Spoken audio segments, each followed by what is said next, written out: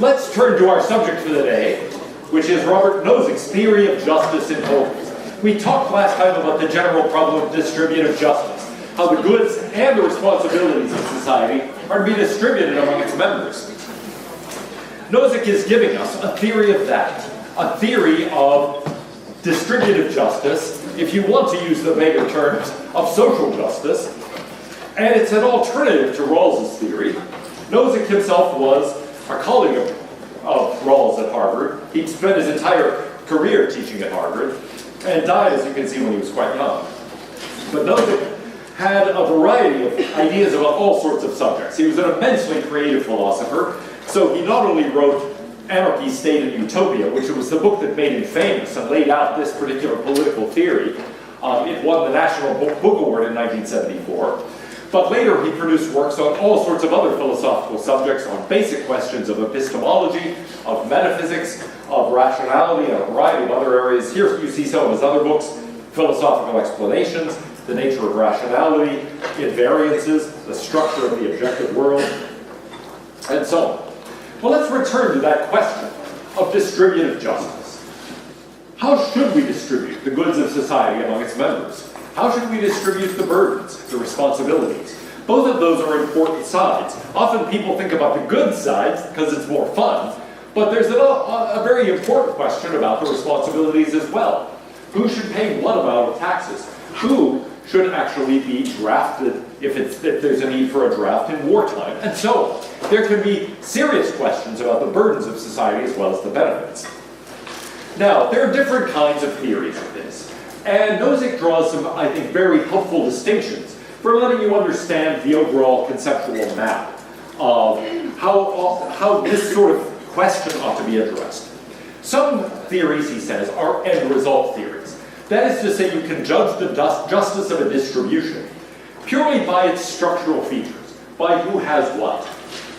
So, an end-result theory looks at a distribution in a society and thinks it's possible to make judgments about justice or injustice based just on the outcome, just on the results. So you walk into a children's birthday party, and all the kids over here have cake, and all the kids over here don't. And you can immediately say, that's unfair, okay? That would be an example of an end-result theory. You can just look at the results and tell something about fairness. Jean-Jacques Rousseau put forward a theory like that, historically. He said, tolerate neither rich men nor beggars. In other words, if anybody is too wealthy, that's a problem. If anybody is too poor, that's a problem. Both extreme poverty and extreme wealth, he thought, were distributively unjust. Rawls puts forward a theory of this kind. According to Rawls's theory, remember, inequalities are just only if they benefit the least advantaged. Everybody has to benefit from an inequality for it to be counted as distributively just. But what that means is that we can just look at the overall pattern of goods in a society. We look at the overall pattern of distributions. We say, are there ways of making the people at the bottom of the distribution better off? If there are, then we've got an unjust distribution and we must do those things. And so Rawls is judging that purely structurally. Now, that's one way of approaching things. There's another way of approaching things called a pattern theory of justice. A pattern theory of justice says that a situation is just if it matches some previous pattern, some pattern of features, as you can see here, of some dimension that is singled out as especially important. A pattern theory is one that fits the distribution, from each according to something, to each according to something.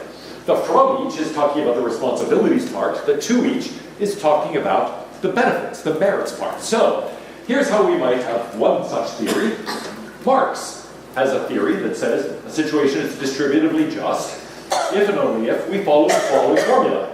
From each according to his abilities, to each according to his needs. He lays this out in a work called The Critique of the Gotha Program, where he goes through a variety of other versions of socialism, argues against them, and argues in favor of that slogan. Now, what would that mean? The responsibilities of society are to be distributed according to the individual's abilities to fulfill those roles and to make those contributions to society. The benefits they get should be proportional to their needs. Aristotle also had a theory of this kind, but he filled things in a different way. He thought actually the same thing should go in both of those slots. We should distribute to people, but also expect from people things according to merit. So, in thinking about this problem and trying to test some of these theories out, as well as Nozick's alternative theory, it's good to have some test cases in mind. Some situations where we're actually thinking about distributions and thinking, well, what would be fair in this case? Now, I think there are a number of reasons for doing this. One thing is we want to be able to test our theories against our concrete intuitions. Remember Rawls's idea of reflective equilibrium. We want to take our abstract theories, our general principles, and test them against our intuitions. We also want to develop our moral intuitions by trying out these various theories, and we try to get those two together in the end. That would be a state of reflective equilibrium. So it's important to have some test cases in mind for that, to prompt our own ways of thinking. But there's another important reason. It's a substantive position to say there should be such a thing as a theory of distributive justice.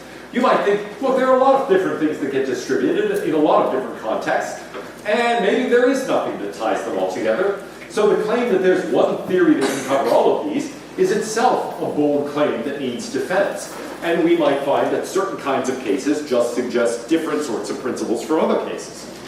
So it's important to think about these kinds of cases. Anyway, here's one, and it's the most obvious one, the problem of poverty. Some people are poor in the United States. People are poor in many other parts of the world. A vastly larger percentage of the population is poor and in worse conditions. And so, in general, we should ask the question, is that unjust? We've got to test out theories of distributive justice on, in general, questions about poverty, and think about the distribution of wealth in society in that connection. But there are other problems of distribution that are closer to home and may be easier for us to have intuitions about. One is grading. Guess what happens at the end of this course? I distribute grades. I have goods to hand out, and I distribute them. How should I do it? Well, that's a legitimate question about distribution. So we can ask about the principles by which grades ought to be distributed, and a theory of distributive justice ought to be able to fit that as well. Here's another case. A vegetable garden. Somebody grows tomatoes in their backyard. Who should get the tomatoes? How do we distribute the results of that kind of individual effort in a vegetable garden, or let's say in your wood shop in your garage, or whatever it happens to be? So those kinds of ordinary situations of, hey, I'm producing some goods, how should I distribute the goods? Those are things that should fall under a theory of distributive justice too. And finally, I want to talk about my most valuable possession. The one thing I own, when my brother heard I was formulating my will, said, please, there's only one thing I want. Leave me that in your will. And I've always remembered until today to bring it to class to show you. And today I forgot. This is my one chance at show and tell. And I didn't bring it. I couldn't believe it. I got to campus and then realized, oh, I did not bring my most valuable possession. My baseball. Okay? It's a baseball from the 1979 World Series. I caught it, or at least caught it, quote unquote. We'll get into that later, when I was sitting in the stands at that World Series game. And my brother was there standing next to me. So anyway, that is, I don't know if monetarily speaking it's my most valuable possession, though given the condition of my cars it might be. But it is at any rate something that has a certain kind of emotional significance, if nothing else. Now, if we start thinking about these kinds of cases in relation to the certain kinds of theories, we can think, well, some of them fit some cases a lot better than others. So let's go back to the idea that we started out with of an end result theory. An end result theory says that justice of a distribution can be judged structurally, purely on the basis of who has what. Well, the identity of the people really doesn't matter. Their qualities do not matter. The history doesn't matter. It's just a question of how the goods are distributed. Okay, so the same distribution would be judged the same way, even if all of those people lost what they had and it was transferred to those people and vice versa and so on. You could move the people around and the goods, it wouldn't matter. We just look at the distribution of goods. And people often are concerned with that kind of consideration when they're thinking about problems of justice or inequality and so on. Here, for example, is a map of Chicago by income level. And when people show you maps like this, they're identifying such a structural feature. They're not showing you who in particular lives in those areas. and how they got that way or anything else like that. They're just showing you a structural distribution of goods. Or here's another one, a 2010 estimate of the distribution of annual household income in the United States. That again is identifying one of these structural features. Now, that's not to say that someone who shows you a graph like this has an end result theory of justice. But this is the kind of thing that an end result theorist would look at. Would say, yes, it depends precisely on these kinds of charts, these kinds of maps, these kinds of graphs. We're looking here at one of these structural features. As you can see here in 2010, there were lots of households that had incomes between, say, 10,000 and 20,000, and then it goes down and so on, all the way to about 200,000, where it's relatively small throughout the 100,000s, and then it jumps at the 200,000 mark, and then over 250,000, and so on. So there, I can't resist. I was talking to a colleague of mine many years ago. This was back in the 80s, about political questions and economic policies and questions of justice and so on. And finally I realized, wait a minute, he had a very different conception of how income distributions are than I did. So I said, wait a minute. Do you understand what the average income in the United States was? We were talking about this in 1984, maybe? And what was the average household income in the United States in 1984? It was somewhere in the high 30s, between $35,000 and $40,000. So but anyway, I was talking to him, and we were discussing this, and I said, wait a minute, I think we disagree about the fact. Show me the income distribution in the United States. And he said, okay, I'll show you. There are a lot of poor people. Those are people who make less than $500,000 a year. Then there's hardly anybody who's middle class. And then there are lots of people who make more than $1 million a year. I said, wait, you think the average American makes like $500,000 a year? They said, yeah. No. What is going on here? No, that's not true. Okay? I mean, this is a friend of mine who used to get mad at people when he saw a Mercedes driving on the street. He would get angry. He would start thinking, nobody should have that much money. And I would say, Nicholas, you have an airplane. You own your own plane. He said, well, yeah, I worked hard for that plane. I mean, I spent years in the Yale Flying Club learning to fly that plane. Anyway, he was somebody who grew up around extreme wealth. And so he really thought, yeah, surely half the people in the United States make like more than $500,000 a year. He thought he was poor because he only had 2 trust funds. Okay? He thought things were going to be redistributed to him. Anyway, these kinds of factors are things that we would look at as structural features. Here's another one. This is a graph of income inequality for families from 1947 up to the late 90s. And as you can see, it was at quite a low level throughout the 40s and 50s, and then starting around the mid-60s, it began to increase. That accelerated throughout the 70s and 80s. And has continued to accelerate, actually, for the most part. And so this kind of consideration about inequality, about income distributions, about wealth distributions, all of that is the kind of thing that somebody who has an end result theorist looks at. If you're considering global inequality, there are different measures. One of them is called the Gini Coefficient. There are others.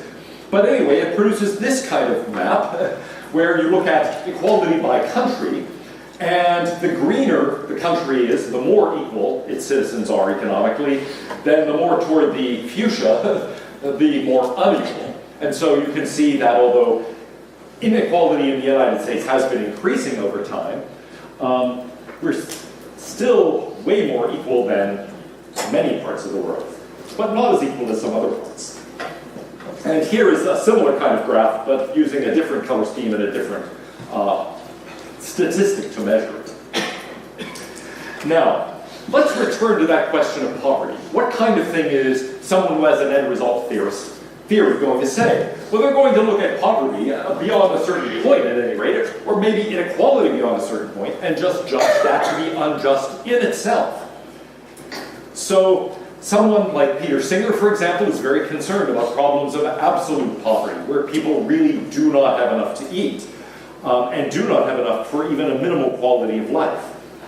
There are philosophical theories that go along with this conception. Rousseau, for example, I've already mentioned the basic idea. Tolerate neither rich men nor beggars. This is actually expressed in a footnote. In Rousseau, it seems to me all the critical principles are in footnotes. So he's one where it's really important to read the footnotes. But anyway, the idea is this. A beggar doesn't have a stake in the social contract. So it's both a source of instability to have people beyond a certain level, and also government authority simply is not legitimate with respect to them. If someone is so poor they do not benefit by being part of a social contract, then really there is no legitimacy to government authority. That means there is no situation of justice. Now, what about extreme wealth? What's wrong with having people above a certain level of wealth? Rousseau's answer is, if you get too wealthy, you can start manipulating the social contract and political institutions to your own advantage. And so the beggars are sort of so badly off, they don't have a stake in the social contract, and that's bad. The wealthy are people in a position to actually start manipulating the social contract to their advantage, and that's bad. So both have to be eliminated, but in between, you should just distribute according to the general will, which is his word for the common good. And so you don't want extreme wealth, you don't want extreme poverty, but in between, just do whatever best promotes everyone's joint interests. Rawls has a theory like this, and as we saw, the critical part is not just the first principle of equal maximal basic liberties, but also then this idea that we arrange social, political, economic institutions in such a way that they can reasonably be expected to be to everyone's advantage. That is to say, the people who are least advantaged in that society are actually benefited by being part of it nevertheless, and those benefits get attached to positions open to all. There's a condition of equal opportunity. That's not to say they're distributed at random, but it is to say that everybody has a fair shot. People are not discriminated against, they're judged according to their merits for that particular position. Now, a pattern theory is going to look very different. It says there is some natural dimension we're trying to match, or maybe some combination of natural dimensions. So we cannot look just at the distribution. We have to say, hey, it's a question of how these things are being distributed according to some formula. So for Marx, it is two different things, from each according to his abilities to each according to his needs. The abilities determine your responsibilities, and the needs determine the goods, and the goods to be distributed to you. Now, some people have argued that putting in something different here creates an immediate problem. That is to say, now you don't really have an incentive to do the things that are going to allow you to fulfill your responsibilities because something else is determining the benefits you get from it. So there's an argument to be made that actually filling in the slot with the same thing is a huge advantage, and some philosophers do that. Aristotle had such a theory, for example. He said that justice is a matter of getting what you deserve. And what do you deserve? Well, that depends on your merit. But merit isn't something that is just global, like I'm assigning grades. How good a person are you? How good a person are you? And so on. No, it's rather of a relevant kind. He has this wonderful example in the politics about a flute. Suppose we have a flute, and there's a question of who should get the flute. So let's say someone donates a flute to the class. It's hard to imagine that, but someone once left the house to the philosophy department, so it could happen. But anyway, yes, somebody leaves this class a flute. Who should get the flute? Well, Aristotle would say, what we have to do is figure out who has the most flute-playing merit. It's not who's the best person overall, who has the highest grades in the class even, and so on. It's a question of who could best make use of the flute. So we have to look at merit of the relevant kind. And so we would say, in Aristotle's sense, from each according to merit, but to each according to merit, your merit brings about responsibilities as well as benefits. So we've got the example of the flute. Who should get the flute? Well, the best flute player. That's a friend of mine I play with frequently who plays the flute as well as the saxophone. We have a great guitar. Who should get the guitar? The best guitar player. That was the best guitar player in my high school. Although he didn't think so, actually. He thought this other guy was better. But he ended up playing with Dire Straits, so I think there's a good argument that he really was the best player. Or who should get the Olympic medals? The best people in that particular sport. Who should get the Lombardi Trophy in the NFL? The best football team that year. Who should get the Oscar? Well, the best actor or actress. And so on. So anyway, there are theories of both of these kinds, and really up to Nozick, well, I should say really, except for John Locke, most people have had a theory of one of these two kinds. That is to say, they thought either you can judge things purely by the distribution, as Rawls and Rousseau think, or, as Aristotle and Marx think, you can do it on the basis of some natural dimension. You're trying to actually match some particular thing. And so they ask questions like this. Rousseau, does it promote the common good? Rawls, does it make the least advantaged worse off? Marx, do you need it? Aristotle, do you deserve it? Now let's apply this to some of our test cases. So grading. Rousseau would say, what distribution most promotes the common good? Well, that's a reasonable question. Also sort of a hard question to answer. If assigning your grades, I think, ooh, should this person get an A or an A minus? What promotes the common good? What will best promote the interests of humanity? I don't know how to answer that question, actually. I know what will promote your good. I don't know what will promote our collective good, particularly. So it's a hard question. Well, what about the least advantaged? Will this benefit the least advantaged? I don't know. You mean in society? Or do you mean with respect to GPA? Should I maybe be assigning the best grades to the people with the lowest GPAs? Yes. What about need? I do periodically have students, who appeal to me on the basis of need. Oh, but I really need this grade to get into medical school, or to get into nursing school, or to get into... It's always something noble. It's never something that I sort of think, I don't want people doing that anyway. I gotta tell you about the most remarkable story. My first year of teaching here.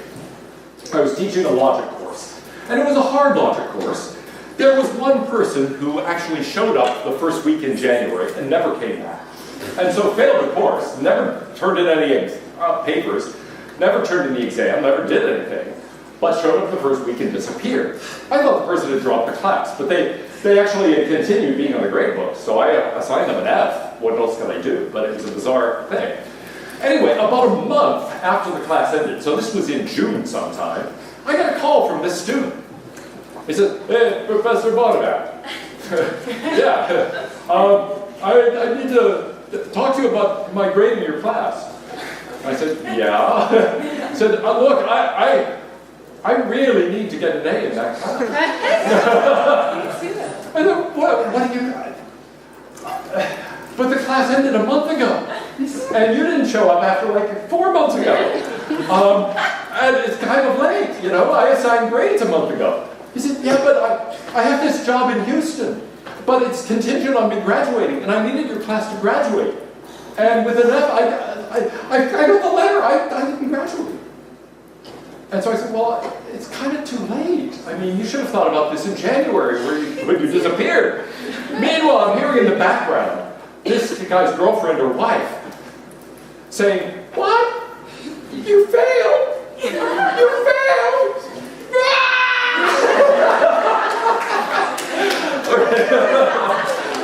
But I need a grade.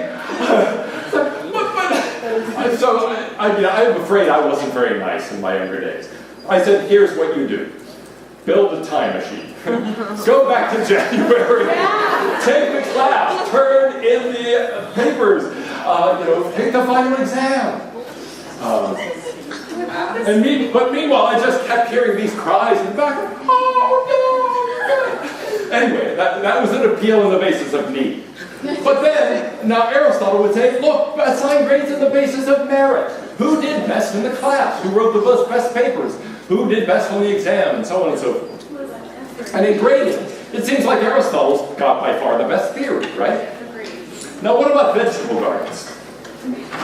Who should get the tomatoes you grow in your backyard? Whoever planted them. Now there's an answer, whoever planted them. Notice these theories don't say that. One says what best promotes the common good. Now maybe the common good is promoted by giving them to whoever planted them. In fact, there's a good argument to be made there. Though you have to make the argument, it's a little complicated. Giving them, it should be the least, you should give them to the poor. Well, that's a possible answer. And an answer historically significant. We've seen that's really the kind of thing that Lenin was trying to do, that Stalin was trying to do with the collectivization of agriculture, and his war against the kulak, and so on the basis of need. Who needs these tomatoes? That would be a similar view. Or then, merit. Who deserves the tomatoes? Well, maybe the person who grew them. I don't know what tomato merit is, but maybe it's a question of growing it. Now, what about my baseball? The common good. Does it actually serve the common good that I have that baseball? I have no idea. I don't think it makes any difference to the common good whether or not I have the baseball. Does it benefit the least advantaged? No. I don't know. Maybe I could give it to the poorest person I can find and they could sell it on eBay. Do I need the baseball? I don't really need the baseball. But now, do I have the relevant baseball merit? Well, there is such a thing as baseball merit. Some people are very good at this game. The person who hit that ball into the stands was Dave Parker, right fielder for the Pirates in 1979. Very great player. And so he had tons of baseball merit. Did he deserve to be there in right field? Did he deserve to be out of bat in the World Series? You betcha. But now, what about me? How did I end up getting this baseball? And in particular, does it show my great baseball merit? I wish I could tell you a story that, the ball was drilled into the stands and I made this great catch. That's not what happened. Okay, here's what happened. And I actually have the video that I sometimes show in class, but it's hard to find the right spot. I just took some still pictures of it. So, there, you can see my brother and me there right by the umpire. Here's what happened. First inning, Mike Flanagan is on the mound for Baltimore. He pitches this ball to Dave Parker. Parker hits it into the air, sort of pop fly, headed into foul territory. My brother and I are right there, first row, just by third base. And it's another story how we got those seats. It's ridiculous. It had to do with the uncle of my brother's roommate at Carnegie Mellon and so on. But anyway, the ball is hit there, and everybody else around me is going up like this, okay? Looking for the ball, going to catch it. I look, Doug DeCinces, the Baltimore third baseman, is running straight at me with his glove outstretched. Okay, he's trying to catch it. I'm standing there thinking, I don't see the ball. That guy's running right at me. So what do? I go.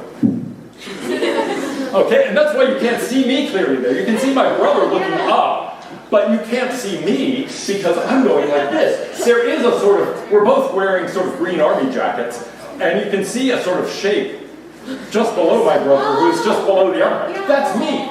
Okay, I was doing this. Now, luckily, it was late October in Pittsburgh. I was wearing my father's old 1951 field jacket from the Korean War.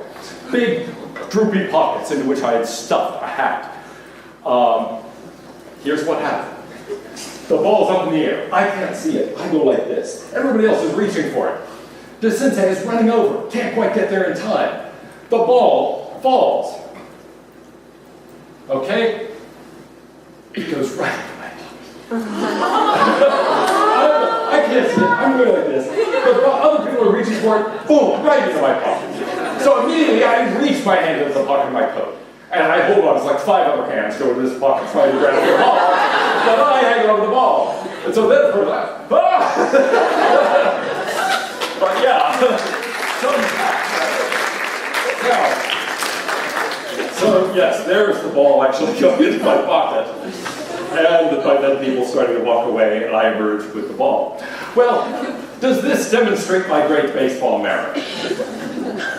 What if Parker in right field saw, ball is coming into right field, better go like this. No, right? So by Aristotle's standards, I don't deserve this baseball at all. Now, intuitively, all that seems wrong, okay? And so if we look at Nozick's theory, which he builds on the theory of John Locke, it's a historical theory. He says, here's the critical question. When we're thinking about goods and responsibilities, we should think about the history. How did that person get that good? How did they get that responsibility? So the justice of a distribution depends on how it came about. That's why it's historical. We have to look at the history. To say, do you deserve that baseball? Do you deserve that income? Do you deserve that Mercedes-Benz or that airplane or that vegetable or whatever, we have to ask, well, how did you get it? There's a theory like this in Locke, who has a labor theory. Did you work for it? Is his key question. And Nozick gives us a theory like this as well. He puts forward what he calls the entitlement theory. And here's the idea of it. There are three ways, basically, of getting something justly. The first way is to get it from nature. So you acquire something justly if you acquire it justly from nature. Now, what does that mean? Well, you find it, for example, or you grow it, or you mine it, or you in some other way get it directly. You're the first owner of it, okay? And you get it justly from nature. A second way is that it's transferred to you. Maybe you buy it. Maybe somebody gives it to you as a gift. But it's transferred to you justly from someone who owns it justly. And the third way is that it's done in compensation for some earlier injustice. So we have to look at the history. We have to say, well, did you acquire this in the right sort of way from nature? If yes, you hold it justly. Did you get it from someone who owned it justly in a just manner? If so, you own it justly. Did you get it as compensation for some kind of injury, some kind of injustice? If so, yes, then you own it justly. If none of those things, then you don't have it justly. So we can say a lot more about each of these, but the general pattern is this. You are entitled to hold something if you hold it according to these principles, and only these principles. Now let's talk about this first principle of acquisition. Someone acquiring or holding in accordance with the principle of justice in acquisition is entitled to it. Now you might say, well, what is this principle of justice in acquisition? What is it to acquire something justly? Nozick's answer is, that's complicated. I'm not going to tell you in this book. Why? Because that is an entire body of law that governs that kind of thing. It affects several bodies of law. Here's one way in which you can acquire something justly from nature. You can hunt it under just circumstances. You can get a hunting permit and under the appropriate circumstances hunt it justly. You could grow it justly. You could pick it growing wild justly. You could get it out of the ground justly, as we do with oil and gas and so on. So the whole law governing oil and gas leasing, involving agriculture, involving hunting regulations and so on, all of this is really part of this principle of justice in acquisitions. Secondly, you can get something justly by getting it from someone who owns it justly in the right kind of way. It's a just transfer from someone who holds it justly. So you can, for example, buy something or sell something. And that, as long as you own it justly, or receive it from someone who owns it justly, then that's just. You can buy something in a more ordinary sense, like going to a store. You can get something as a gift, okay? And as long as the person had it justly. If somebody gives you stolen property, that doesn't mean you have it justly. But if they have it justly and they give it to you, then that's a just transfer. You can actually have a contract. So you say, hey, I will fix your sink if you give me $75, or I will teach you a philosophy class if you give me tuition, etc., etc. That's a just transfer. Parties agree to the contract, and again, there's a big body of contract law now that determines this sort of thing. So there's a big body of contract law, commercial law, and so on that governs this. That's why I say, look, I can't tell you in a brief paragraph what the principle of justice in transfer is. That's a huge social project, and it requires a large body of law to specify all of that. Now, if the world were perfect, he says, those are the only principles of justice we would need. But actually, the world is imperfect. Things go wrong. People treat other people unjustly. Bad things happen. And so, we need principles to rectify situations that have gone awry. Here, for example, is something that can go wrong. That's my old Miata. It was totaled when somebody went through a red light. And I was just happily driving through an intersection on my way home after going to a conference session. And all of a sudden there was this blue car headed straight for me. And, well, that was the result. This was, in a much more serious accident, my daughter's car after somebody ran a red light close to campus and hit her. A truck going about 45 miles an hour hit the passenger door of her car. Anyway, what happens as rectification for this? When things go wrong, somebody treats someone else unjustly, there's an accident, somebody's at fault, etc. Well, what happens? He says somebody who acquires a holding in compensation, in accordance with the principle of justice and rectification, is entitled to it. And no one is entitled to a holding in any other way. You get it in one of these three ways. Now here's another way of putting out the same idea equivalently. You could say, I hold something justly, if and only if there's a chain of holdings back to an original acquisition from nature, with no uncorrected injustices. Okay? So I hold something justly if I can trace it back, if there are just transfers going back to a just acquisition from nature, or maybe a bunch of just acquisitions from nature, and if anything went wrong, it got fixed along the process. So for example, do I own this shirt justly? Actually, this shirt is an interesting example. Haven't thought about that, but I chose it this morning. This shirt is a very nice shirt, very fancy shirt.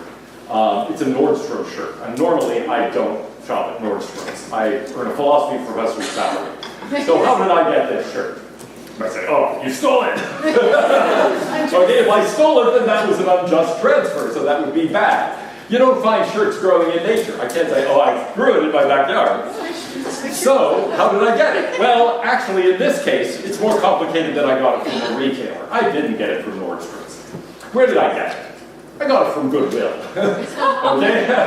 And where did Goodwill get it? Well, Goodwill got it from, presumably somebody donating it. And why did somebody donate it? Well, I don't know, but presumably it was theirs, and they had bought it from a retailer. And that retailer had bought it from some wholesaler, let's say, and that wholesaler had bought it from a factory that makes shirts, and they got the things that they needed to make the shirt from a cloth maker, and they got things that they needed to make the cloth from a cotton farmer, and then the cotton farmer got it from nature. And if all that was just, then I own the shirt justly. Now, if any of it was unjust and was not corrected, then I've got a problem. Now, I don't know how a cotton farmer would grow. Well, could a cotton farmer grow things unjustly? Maybe, Yeah, right? using like illegal. Yeah, maybe using illegal or slave labor. That would be a way of producing it unjustly. Maybe actually stealing onto somebody else's land to grow the cotton and so on. So that there could be an injustice there. The cloth maker might have stolen from or cheated the cotton farmer. And at each stage, there could have been stealing, there could have been cheating. Maybe, for all I know, nobody donated this to Goodwill. Maybe they went around and robbed stores, but I don't think so. I paid the amount for it, so I'm sure my part was just. But in any case, that's the kind of thing we would have to do. Notice we don't ask, does it serve the common good that I have this shirt? We don't ask, do I deserve this shirt? We don't ask, do I have the relevant kind of merit? Does it meet my needs better than it would meet the needs of somebody else, etc., etc.? We just say, how did I get it? So, how would this apply to my baseball? Well, I got it. The person who had it before me was Mike Flanagan, the pitcher. Where did he get it? From Rick Dempsey, the catcher. Where did he get it? From umpire Jim McKean. He got it from Major League Baseball, who got it from Rawlings, who got it from some factory in Costa Rica. And they got it from all of these things that are ingredients they get somehow from nature. So ultimately, it goes back to nature. Now, were all of those things just? We would have to say, well, were all those farmers treated justly? Did the factory get it justly? And so on and so forth through each part. Now, my part. Actually, why was my part just? I kept the ball. I didn't throw it back. I mean, I could have said, hey, Mike, you can have it back. Okay? Nobody does that. Why does nobody do that? You know, in the old days, and I mean the really old days, before 1920, people were expected to return balls that were hit into the stands. Why did that change? Because it was easier to make balls, so they had more of them. That's a plausible suggestion. It was easier to make the balls, so they were cheaper. They had more of them. That isn't actually the crucial thing that changed it, though that helped. You said something. Oh, it could be the same idea, yeah, that they had more balls. Oh, that's part of it. But part of it is this. In 1920, somebody was killed in a baseball game. The only person ever killed in a Major League Baseball game. It was Ray Chapman of the Cleveland Indians, who they were playing the New York Yankees. It was late. It was getting dusty. This was before stadiums had lights. And Mays was known for a great fastball. He threw this fastball. It hit Chapman in the temple. he collapsed and died in the hospital shortly thereafter. It really started the baseball world, and it was then that actually people realized, wait, this ball had been, I mean, it's hard to see because the ball was so scuffed up. Balls get marked up. I'm sorry here I didn't bring the ball actually out, because even being played for just a few pitches and then being fouled into the stands, it's got a fair amount of brown on it. Okay, so by the time something was being played with for a couple of innings, it was really a dirty ball. And at that point they realized, shoot, we better have balls that are clearly white and people can see. And so that was actually why they implemented this rule that if the ball's into the stands, we don't want it back. You can keep it because it's now too dirty to be played with anyway. And it kept fresh balls in circulation. That, by the way, is why what's called the dead ball era also ended in baseball, and people started hitting a lot of home runs. Totally different thing to hit a fresh baseball than to hit one that's been played with for several innings. In any event, so here's the summary of the theory. Distribution is just if everyone's holdings under it are just, and a distribution is just if it results from another just distribution by just means. He frames this in terms of a slogan, and I like it as a slogan, but it's very misleading. From each as they choose, to each as they are chosen. What does that mean? You get things justly from other people who are willing to sell them to you or give them to you, and you get them as you are chosen by that person, as the person who will be the owner of it, the recipient of the gift, or the person who gets to buy it. In short, it is people's free choices on both sides. Now that makes it look like a pattern theory, but he says there is no pattern in people's choices. The whole idea is that you get things justly when people transfer them and acquire them freely. All the injustices come from doing something that involves a lack of freedom, and from people not being allowed to choose, from people being enslaved, for example, or people being cheated, people being deceived and coerced and so on.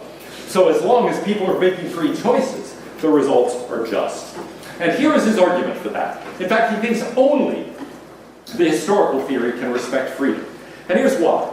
Pick a distribution that is just according to some other principle, and then imagine that people engage in free exchange after you implement the thing that results in that distribution. So in his example, Will Chamberlain starts playing basketball. People are willing to pay to go see Chamberlain play basketball. Economically, they're a little worse off. Chamberlain becomes wealthy because people love to watch him play basketball. Now the question is the resulting distribution just? If the answer is yes, he says you've got the historical theory. You're respecting people's free choices to transfer goods. If no, then the theory is going to limit freedom because it has to limit people's ability to make those choices. So in the end, he says only a historical theory allows freedom, and resultant pattern theories require constant interference in people's lives to bring things back to the proper distribution. And so he concludes with this: socialist societies would have to forbid capitalist acts between consenting adults.